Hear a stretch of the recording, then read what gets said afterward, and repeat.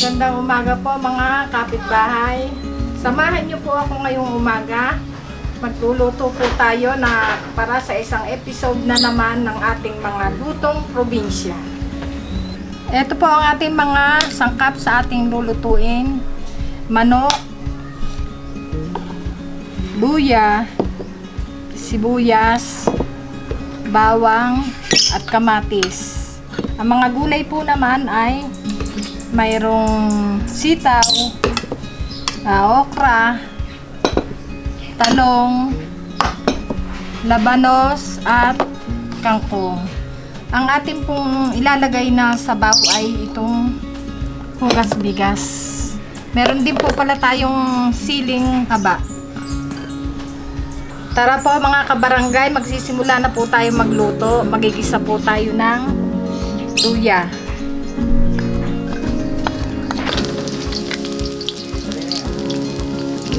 Sunod na po natin ang bawang. Dire-diretso lang po yan.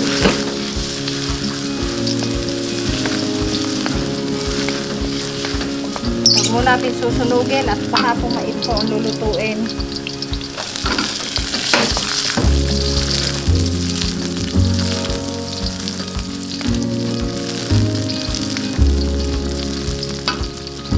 Sunod na po natin ang kamatis.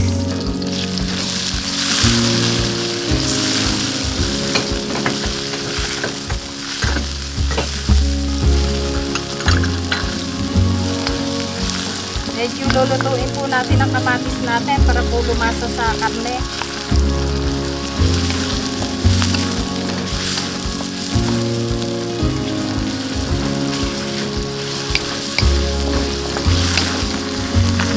So, ilagay na po natin ang manok.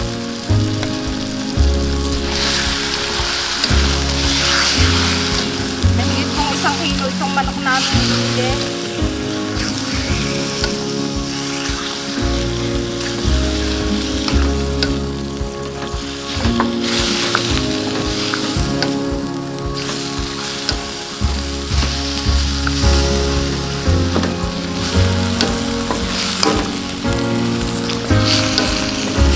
Sasangkot siya po natin ito.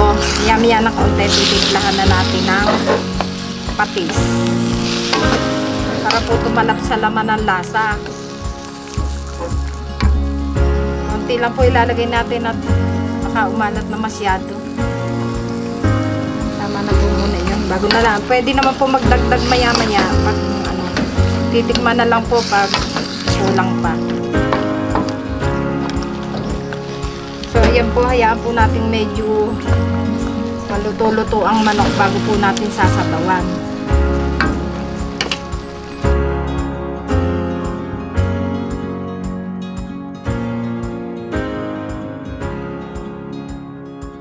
Lalagay na po natin ang ating pansabaw. Hugas ng bigas po yan.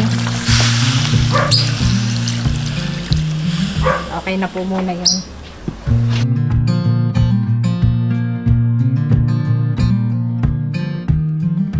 Ang ating nga po palang gagamiting pampaasim ay sabaw ng tunay na sampalok. Bunga ng sampalok. Nalaga ko na po at na-extra ko na yung sabaw niya.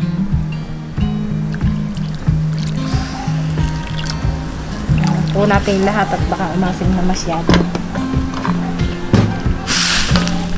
Alam po nating maluto-luto yung manok. Tapos saka po natin ilalagay ang mga gulay. Tatakpan po muna natin para kumulo. Yan na po, kumukulo na po ang ating sinigang. Maya-maya po iluto na yan. Ang manok naman ay malambot. Madali lang po lutuin yan. At napakasimple po ng pagluluto. Basic lang po.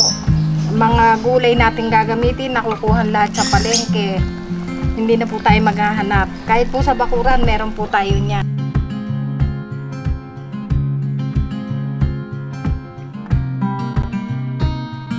Mga kapitbahay, maglalagay na po tayo ng gulay. Lalagay po natin muna ang gabi. Ayan. Tuloy-tuloy na po yan. Pag medyo malambot-lambot na po, lalagay na rin natin ang sitaw. Pwede na po natin isunod ang sitaw. Pag half cook na po ang sitaw, pwede na natin dire-diretso ang lagay ng ibang mga pangsahog. Kukuluan lang po yan. Ilagay na po natin ang labanos at siling haba. Isusunod na po natin ang talong. Yan, tama-tama po yan. Yummy, madali lang naman maluto yan. At saka okra. Paglanta na, isusunod na po natin ang kangkong. Lalagay na po natin ang kangkong. Luluto na po yan. Kunti na lang, luto na. Matitikman nyo na rin ang sinigang sa sampalok na manok. Mga kapitbahay, luto na po ang ating sinampalukang manok. Hindi ka po kayo, tikman natin. Tikman na po natin mga kapitbahay.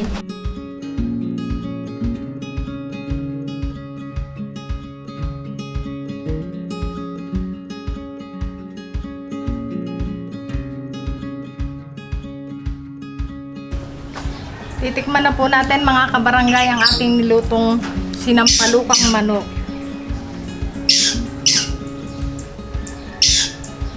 Ang sarap. Malinamnam po. Promise. Ayos na ayos po ang lasa. Subukan nyo po, hindi kayo mapapahiya. Masarap. Hanggang sa muling video po natin, magkita-kita muli tayo sa susunod.